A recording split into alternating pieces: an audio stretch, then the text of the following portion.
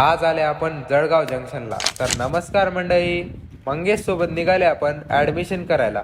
Train सापडलं की लगेच गेले आपण झोपी, कारण स्लीप इज व्हेरी इम्पॉर्टंट. नंतर झोप झालं की होऊ लागलं बोर. मग तेच सगळ्यांसारखी डोकं बाहेर काढायची सवय. एका कोपऱ्यात सॅड बसत बसत आपली गाडीची स्पीड झाली 108. मग काय स्पीडनं एवढी पळाली. मग आलं जळगाव जंक्शन. मग पाठी बघलं की सगळ्यासारखी मारली पोज. मग थोडं पुढे आपल्याला दिसला डॉक्टर बाबासाहेब आंबेडकरांचा पुतळा. तर सर्वांना जय भीम पब्लिक.